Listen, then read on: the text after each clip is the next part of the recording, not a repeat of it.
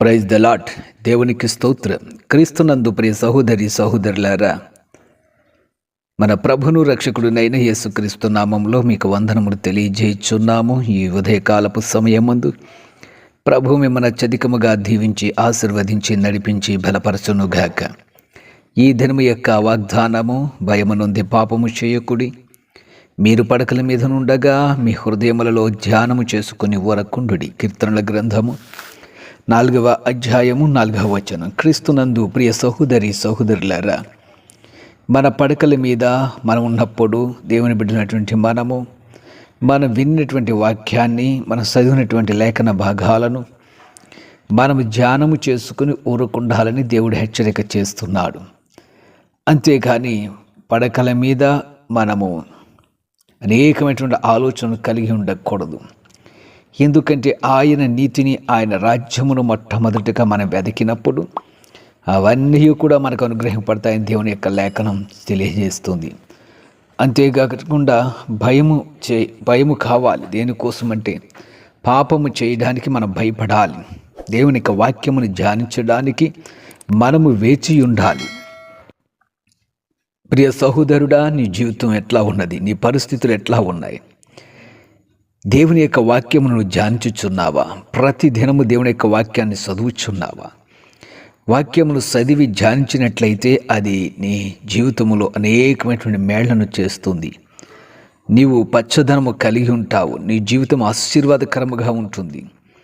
నీలోని బలహీనతలన్నీ కూడా విలీనమవుతాయి. నీకు నూతన ఆత్మ, నూతన శక్తి నీకు అనుగ్రహించుటకు ఆయన సిద్ధపడతాడు. ప్రియ సహోదరుడి సహోదరుడా, ప్రార్థన చేయండి.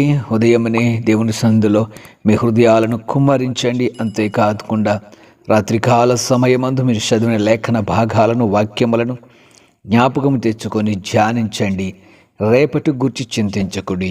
ఏనాటి కీడు ఆనాటికే చాలనని దేవుని యొక్క వాక్యం మనకు తెలియజేస్తున్నది. కాబట్టి ఈ దినము దేవుడు మనకిచ్చాడు, సంతోషకరముగా మనల్ని నడిపించాడు. దేవుని స్తుతించండి. ఈ దినము ఆయన వాక్యము చేత ఏ విధంగా మనల్ని నడిపించాడు, వాక్యము ద్వారా ఆయన ఏ విధంగా మాట్లాడి మనతో అద్భుతం చేశాడు, దాన్ని అంతటిని కూడా మీరు జ్ఞాపకం చేసుకొని ధ్యానించాలి. అలాగున మీరు ధ్యానించిన ఎడల మీరు పాపమును చెయ్యరు, పాపము చేయజాలరని దేవుని యొక్క వాక్యం చెప్తుంది.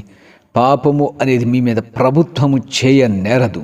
ప్రియ సహోదరి సహోదరులారా, వాక్యానుసారంగా మీ జీవితాలను నడిపించుకోవడానికి మీరు సిద్ధపడండి. దేవుని యొక్క వాక్యమును చదవండి. దేవానికి వాక్య ప్రకారం నన్ను నడిపించమని అడగండి. అది మీ త్రోవకి వెలుగు. అంతేకాకుండా మీ బాధలో మీకు నెమ్మది కలగజేసేది దేవుని యొక్క వాక్యము. ఆ వాక్యం వైపు మీ మనసులను తిప్పండి, మీ హృదయాలను తిప్పండి. రాత్రి జాములయందు ఆ వాక్యమును మీరు ధ్యానించి పండుకోండి. మీ జీవితంలో ఎంతో ఆనందము, సంతోషమును దేవుడు మీకు అనుగ్రహిస్తాడు. అట్టి ధన్యత దేవుడు మీకు అనుగ్రహించును గాక.